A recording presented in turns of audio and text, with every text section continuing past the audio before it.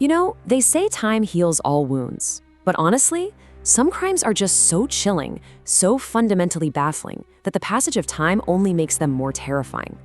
Welcome to This Explainer. Today, we're diving deep into one of Japan's most notorious, tragic, and just flat-out perplexing unsolved mysteries, the Setagaya family murders. We're going to break down the timeline, look at the completely bizarre evidence left behind, and weigh the leading theories using the actual verified facts of the investigation. So let's get right into it.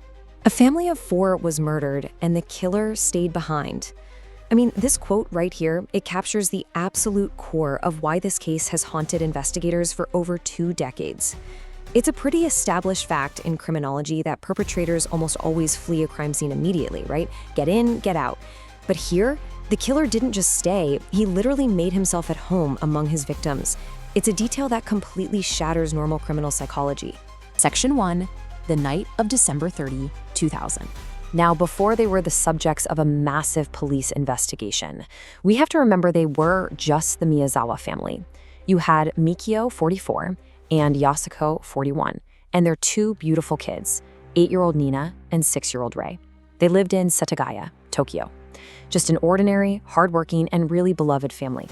They were actually getting ready to move soon because their land was being bought up by the government to expand Setagaya Park. And December 30th, it started like any normal day. They went shopping, had dinner, watched some TV, and went to bed. Sometime after 11 p.m., an intruder scaled the fence and climbed in through a second-floor bathroom window. What followed was an absolute massacre.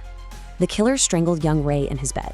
Mikio fought fiercely to protect his family, but was killed with a sashimi knife at the bottom of the stairs. The killer then took a kitchen knife and brutally murdered Yasuko and little Nina up in the attic. But here's where it gets so strange.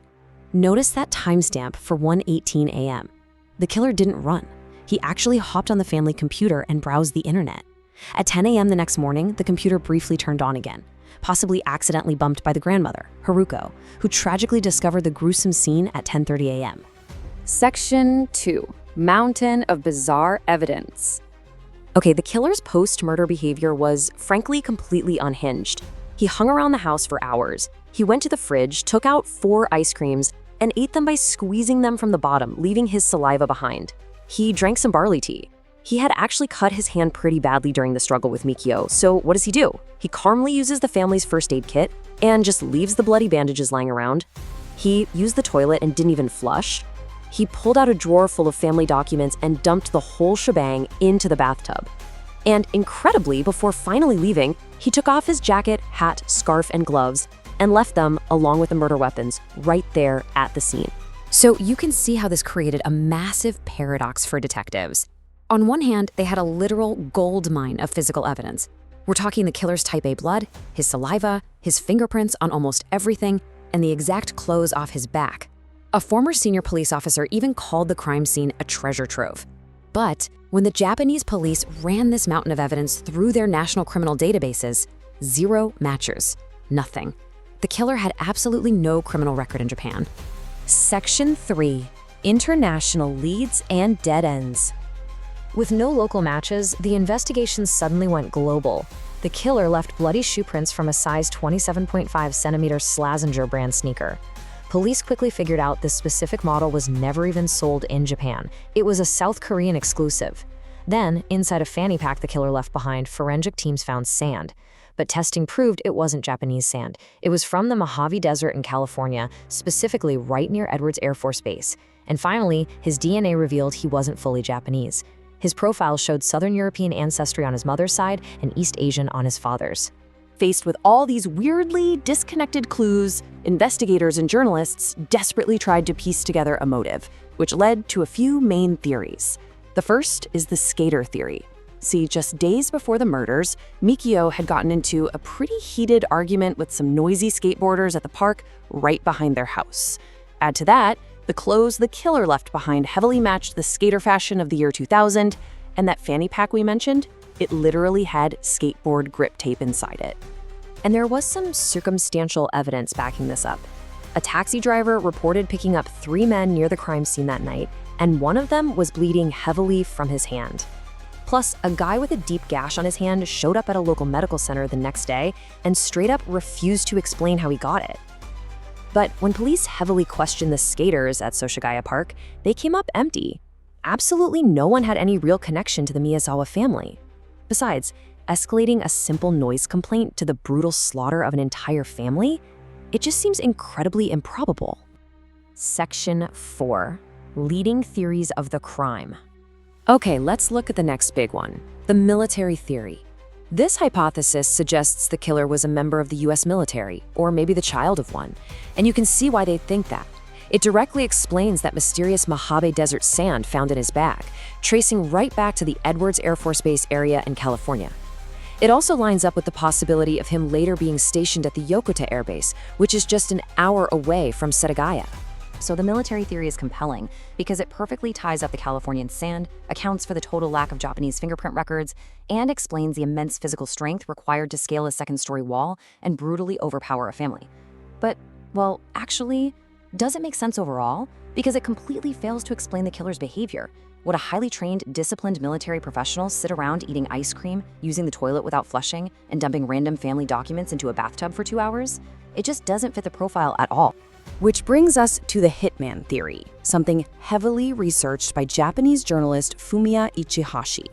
Remember how the Miyazawa family's neighborhood was being cleared out for a park expansion? They were actually one of the last 4 houses remaining on the entire block. This theory posits that frustrated real estate developers basically hired a professional hitman, specifically a former South Korean soldier, to force the issue and clear the land. Now, the hitman theory neatly explains those Korean-exclusive Slazenger sneakers and the DNA matching closer to South Korean populations. And sure, it provides a cold, clear financial motive. However, the reality of the crime scene shatters this logic too. Think about it.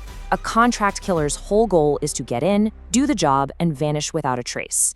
They do not linger for hours, raid the fridge for ice cream, or carelessly leave their DNA everywhere. Furthermore, 8-year-old Nina was subjected to what investigators call overkill, beaten so severely her teeth were broken. That level of violence, that speaks to intense, irrational emotion. Definitely not a cold, calculated business transaction.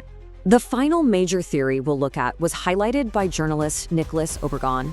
It suggests the killer might have actually been a teenager. Just 2 days before the murders, an anonymous user going by the name Mr. Korematsu posted on a Japanese online forum. They stated they wanted to copy the Oida family murder case, which was a very real, horrific crime where 15-year-old boys slaughtered a family in their home. The user chillingly set their own deadline for December 31st. If the killer was a minor, well, that perfectly explains the lack of fingerprints in the adult criminal database. And interestingly, when they analyzed the killer's feces, it showed his last meal was string beans and sesame seeds. That's a very common traditional home-cooked meal a Japanese mother would make for her son. But the logistics? They're incredibly tough to swallow. How could a 13 to 15-year-old boy possess the sheer physical strength to scale that wall, overpower a grown man, and commit such widespread violence? And how on earth would a Japanese teenager get sand from a restricted US military base in California? Because of that, most experts dismiss this theory based on the physical requirements alone. Section 5. The endless search for justice. 246,000. Put that number into perspective for a second. That is the staggering number of police officers and investigators who have worked on this single case over the past 2 decades. The Tokyo Metropolitan Police have literally poured unimaginable resources into finding this killer. And they have analyzed over 12,000 pieces of physical evidence. Think about that, 12,000 clues, from blood drops to clothing fibers to computer browser histories, and yet they are still searching for a name.